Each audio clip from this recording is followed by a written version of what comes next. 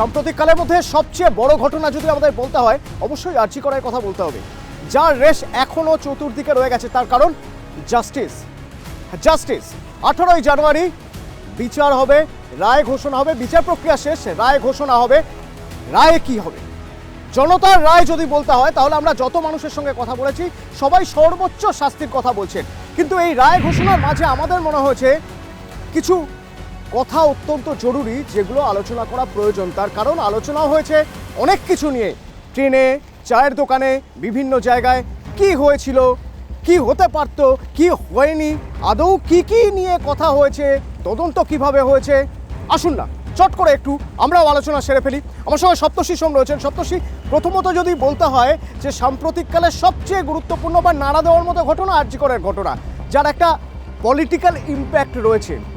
এই political impact বা রাজনৈতিক যে বাতাবরণ তৈরি হয়ে গেছে সেই জায়গাটা যদি আমি ধরতে চাই, তার কারণ খুব স্বাভাবিকভাবেই এরকম ঘটনা যখন ঘটে তখন তারপরে তার একটা বড় ছাপ থেকে থাকে রাজ্য রাজনীতিতে বা দেশের রাজনীতিতে। দেখো অতনু, প্রথমে যে কথাটা বলতে হবে, আমাদের রাজ্যে যে কোনো ঘটনা যখন ঘটে তখন সেই ঘটনার ক্ষেত্রে অত্যন্ত গুরুত্বপূর্ণ কয়েকটা সাবজেক্ট তৈরি হয়। আমরা দেখেছি এখানে সিঙ্গুর, নন্দীগ্রাম বা লালগড় বিভিন্ন সময় বিভিন্ন ঘটনা ঘটেছে, যে ঘটনাগুলোকে কেন্দ্র করে রাজ্যের রাজনীতিতে তোলপাড় হয়েছে। অর্থাৎ সেই জায়গাগুলো এমন অবস্থান তৈরি করেছে যে রাজনীতিতে সাধারণ মানুষের মানসিকতার বদল ঘটেছে।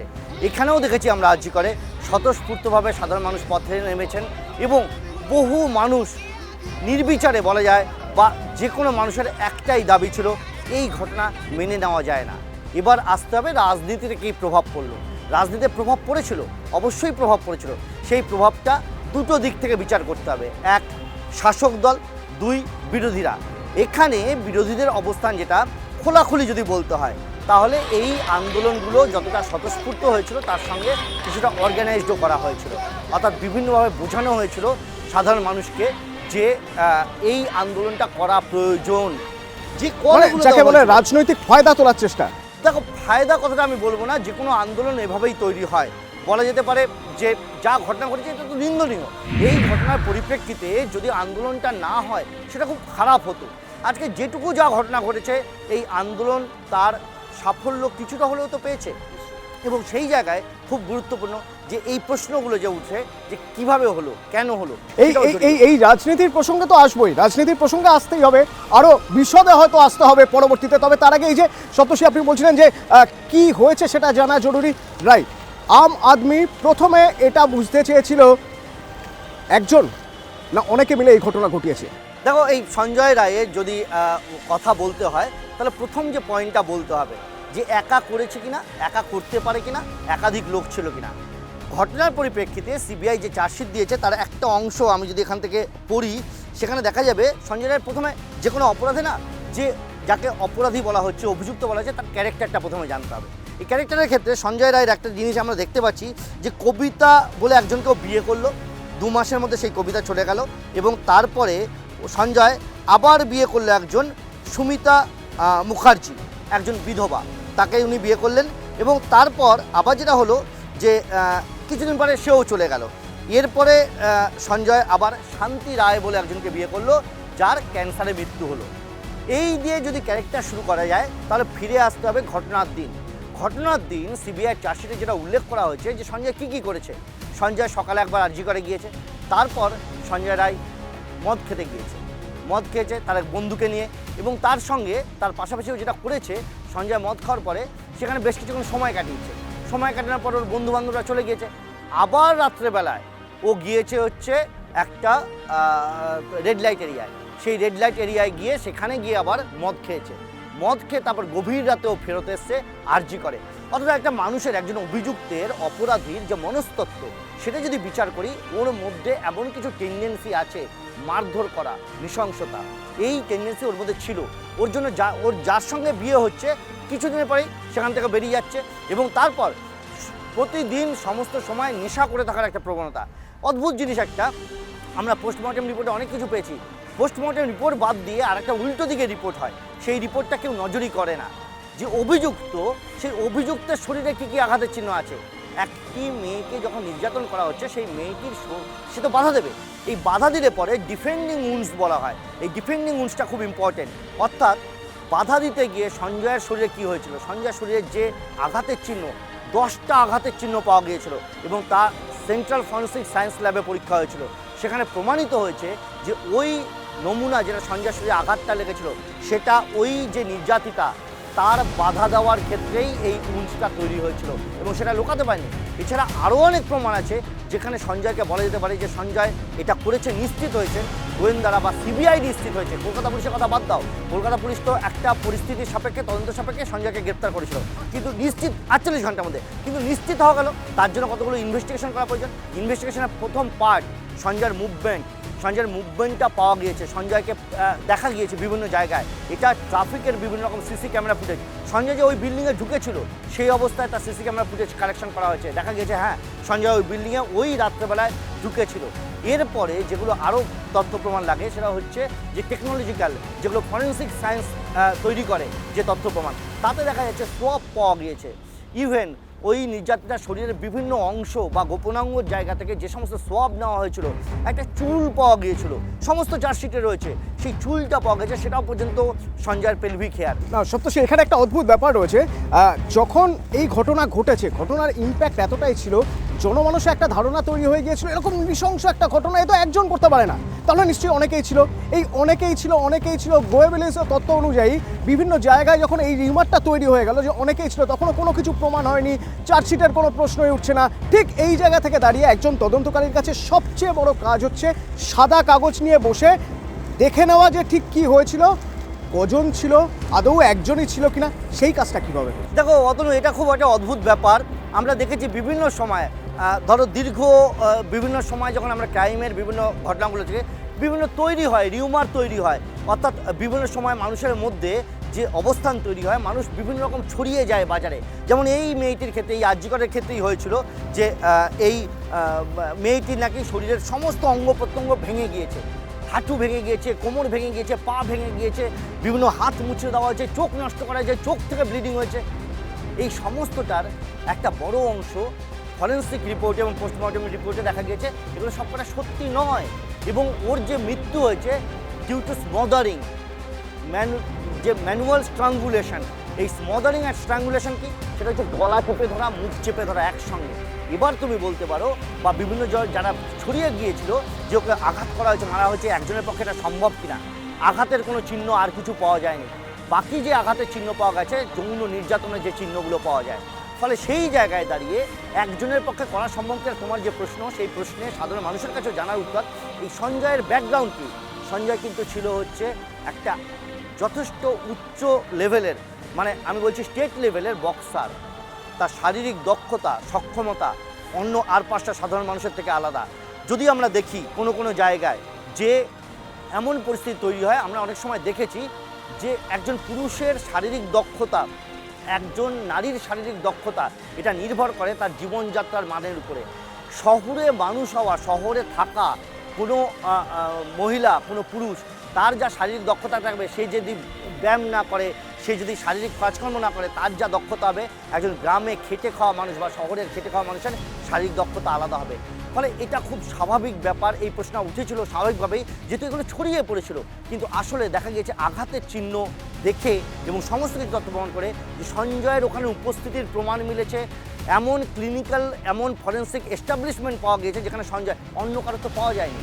যদি ওখানে পাওয়া যেত অন্য কারো, ডিএনএ টেস্ট সঞ্জয়ের সঙ্গে মিলছে, সমস্ত কিছু সঞ্জয়ের সঙ্গে মিলছে, তাহলে যদি ফার্দার কি কিছু ডিএনএ পাওয়া যায়। এক্ষেত্রে একটা ঘটনা উল্লেখ করতে হয়, বহু যুগ আগে একটা সময় এরকম ডিএনএ স্যাম্পলিং নিয়ে কোশ্চেন উঠেছিল। সেই সময় থেকে এই নিয়ম হয়ে গেছে, সবাই গ্লাভস পরে ডিএনএ কালেক্ট বা ওখান থেকে 40টা নমুনা সংগ্রহ করা হয়েছিল। এই প্রত্যেকটা নমুনা যাতে কন্টামিনেটেড না হয়, কন্টামিনেটেড হলে অন্যের ডিএনএ পাওয়া যেত, অথবা যদি ওখানে অন্য কোনো অভিযুক্ত বা অপরাধী থাকতো তাহলে তার ডিএনএ পাওয়া যেত। একজন রেপ করছে, পাশে দাঁড়িয়ে আরেকজন তাকিয়ে দেখবে না, এটা স্বাভাবিক নয়। ফলে অন্য কারোর উপস্থিতি টের পাওয়াই যেত, সেটা পাওয়া যায়নি। এবং ঘটনার পরম্পরা যা বিচার করা হয়েছে তাতে পরিষ্কার দেখা গিয়েছে সঞ্জয় ওখানে একা উপস্থিত ছিল, সঞ্জয় এই কাজটা করেছে। সঞ্জয় শারীরিক মানসিক অবস্থানের প্রমাণ দিয়ে, যেটা বললাম যে একাধিক সম্পর্ক, মদ্যপ অবস্থা এবং আরও তথ্য পাওয়া একটা ওর যেটা হিয়ারিং এইড পাওয়া গিয়েছে, যেটা ও ফোনের সঙ্গে ব্যবহার ওর ফোনের সঙ্গেই ম্যাচ করেছে সেটা, অর্থাৎ কানেক্টিং ব্লুটুথ কানেকশন করতে হয়তো সেই ব্লুটুথ কানেকশনটা দেখা গিয়েছে ওর ফোনের সঙ্গে ম্যাচ করছে, তাহলে সর্বোচ্চ প্রমাণ, এর থেকে আর বড় প্রমাণ নেই। আরেকটা জায়গা আরেকটা বিষয়ে তখনই উঠেছিল যে ধরেই নেওয়া যাক একজনই এই পুরো ঘটনা ঘটেছে, ধরেই নেওয়া যাক, মানে যখন এই তত্ত্বগুলো তৈরি হচ্ছিল তখন এইভাবেই তৈরি হচ্ছিল, কোনো রকম কোনো তথ্য প্রমাণ ছাড়াই, ধরেই নেওয়া যাক একজন করেছে, কেন করেছে? তাহলে কি কোনো বিরাট কিছু হচ্ছিল একটা ভিতরে, যার একটা প্রতিফলন এই ঘটনা, যে ঘটনা হয়তো মেয়েটি জেনে ফেলেছিল, তার জন্য তাকে আজকে এইভাবে মরতে হলো, এই সব রিউমার। অতনু পোস্টমর্টেম কথাটার একটা অর্থ আছে জানো তো, যে কোনো ঘটনা যখন ঘটে তখন আমরা খুব স্বাভাবিকভাবে সেই ঘটনার পরবর্তী ক্ষেত্রে আমরা বিভিন্ন কিছু ভাবা শুরু করি, বিভিন্ন রকম ভাবনা আসে।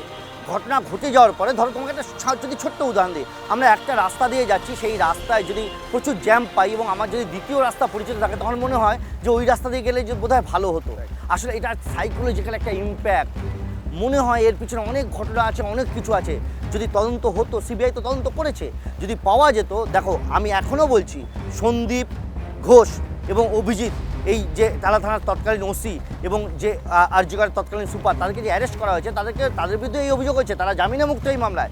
কিন্তু যদি কোনোদিন প্রমাণ হয় যে তারা এর পিছনে ষড়যন্ত্র করেছে, তাহলে আলাদা কথা, কিন্তু ষড়যন্ত্রের কোনো তথ্য আসেনি। বলা হয়েছে যে তথ্য প্রমাণ লোপাট বা চেপে দেওয়ার চেষ্টা, দুটো আলাদা আলাদা। আরেকটা কথা মাথায় রাখো, তুমি আমি সাধারণ মানুষ পাঁচজন যা বলি সেটা আলাদা বিষয়, আদালতে গিয়ে প্রমাণ করতে হয়। যেমন একটা ছোট্ট ঘটনা বলি, কোনো একটি পাড়ায় যদি একজন কোনো চোর ধরা পড়লো, পাবলিক সবাই মিলে তাকে পেটালো, তারপর পুলিশকে তুলে দিল, পুলিশ এসে তাকে নিয়ে গিয়ে ট্রিটমেন্ট করিয়ে সবাই বলে পুলিশ পয়সা খেয়ে ছেড়ে দিয়েছে। আসলে কি তাই? পুলিশ যদি তাকে অ্যারেস্ট করে কোর্টে প্রোডাকশন করে, পুলিশকে প্রমাণ দিতে হবে। তোমার কাছে পাবলিকের কাছে তো কোনো প্রমাণ লাগে না, সে সবাই একজনকে মারছে, তুমি ট্রেন থেকে নেমে বাস থেকে নেমে তুমি রাস্তা দিয়ে যেতে যেতে একজনকে মেরে দিতে পারলে। কিন্তু যদি কখনো পুলিশকে এটা আদালতে পেশ করতে হয়, তাহলে তথ্য প্রমাণ দিতে হয়। সেই তথ্য প্রমাণ কোথায়? কিন্তু এই তথ্য প্রমাণ জোগাড় করার কাজটাও যথেষ্ট কঠিন ছিল, তার কারণ বারবার বলা হয় মিডিয়া ট্রায়ালের কথা। এমন একটা পরিস্থিতি তৈরি হয়ে গিয়েছিল, বিভিন্ন মিডিয়া, বিভিন্ন সংবাদ মাধ্যম এবং মানুষ যখন নিজেদের মধ্যে কথা বলছেন, তখনও এমন কিছু কথা উঠে এসেছিল যে কথাগুলো তদন্ত প্রভাবিত করতে বাধ্য। যিনি তদন্ত করছেন তিনিও তো একজন মানুষ। দেখো, খুব স্বাভাবিকভাবে আমি তোমাকে বলি, তদন্ত প্রভাবিত অত সহজ বিষয় নয়, আর যারা তদন্ত করেন তারা মিডিয়ার কথায় চলেন না। এবং তার থেকে আরও একটা গুরুত্বপূর্ণ বিষয়, এই তদন্ত যখন করা হয়, সেই তদন্ত করার সময় বিভিন্ন দিক দেখা হয়, তাতে কখনো কাউকে অভিযুক্ত বা কাউকে নির্দোষ এটা কখনো দেখা হয় না। এবং সেই কারণে যে পরিস্থিতিটা তৈরি হয়, অর্থাৎ তদন্তকারী সব সময় চেষ্টা করেন নিরপেক্ষভাবে তদন্ত করতে, কারণ সেই তদন্তে তিনি যা পেয়েছেন সেটা আদালতে গিয়ে তাকে প্রমাণ করতে হবে। এমনটা নয় আমি পেলাম আর সেটা আমি বলে দিলাম সেটাই ফাইনাল। আদালতে গিয়ে প্রমাণ করতে হয়, চার্জ ফ্রেম করতে হয়, তারপর সেই চার্জশিটটা থেকে আলটিমেটলি ট্রায়াল হয় এবং ট্রায়ালের পরে তার দোষী সাব্যস্ত এবং সাজা ঘোষণা হয়। এখন যা পরিস্থিতি আসছে, এই সমস্ত কিছু অলরেডি প্রমাণিত হয়ে গেছে কার্যত। মাথায় রেখো, বিচার ব্যবস্থা হচ্ছে সবথেকে গুরুত্বপূর্ণ জায়গা। যে বিচার ব্যবস্থা এখানে এমন একটা পদক্ষেপ নিয়েছে, যে পদক্ষেপটা খুব কম ক্ষেত্রে নেওয়া হয়, সেটা হচ্ছে ইন ক্যামেরা হিয়ারিং হয়েছে। এই ইন ক্যামেরা হিয়ারিংয়ের অর্থ হচ্ছে কেউ থাকবে না সেখানে, শুধুমাত্র এই মামলার সঙ্গে যারা যুক্ত তারা একমাত্র থাকবে। সেই কারণে বিচার ব্যবস্থা চেয়েছিল যাতে এটা কোনো রকম প্রভাবিত না হয়।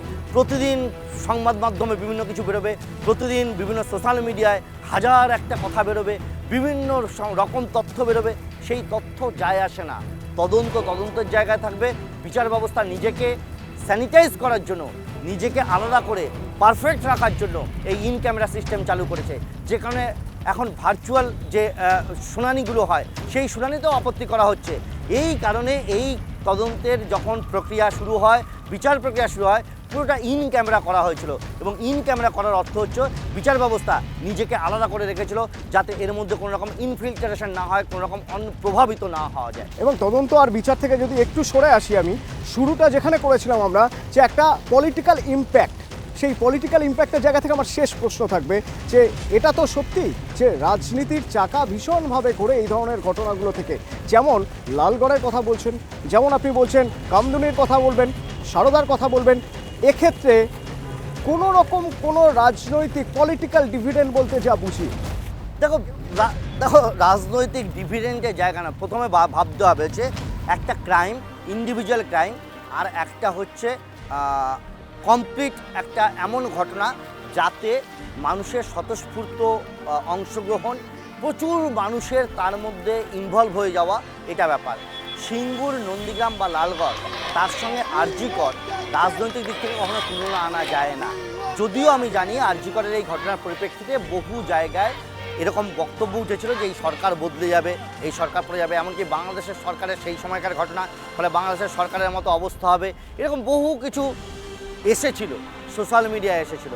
কিন্তু আসলে সিঙ্গুর, নন্দীগ্রাম, লালগড় যে প্রেক্ষাপটে, যে সামাজিক অবস্থান, যে রাজনৈতিক অবস্থানে তৈরি হয়েছিল, তার সঙ্গে এটা শত যোজন পার্থক্য। অপরাধ হিসেবে এটা মারাত্মক। এই অপরাধের ক্ষেত্রে কি সাজা হতে পারে, এটা তোমার প্রশ্ন থাকতে পারে, কারণ এই সাজাটা অত্যন্ত গুরুত্বপূর্ণ, এবং এই অপরাধের এই তদন্তের পরে কি হওয়া উচিত সেটাও গুরুত্বপূর্ণ। আর তার সঙ্গে যদি রাজনৈতিক দিক থেকে বলি, যে এটা এরপরেই 5টা বিধানসভা নির্বাচন ছিল।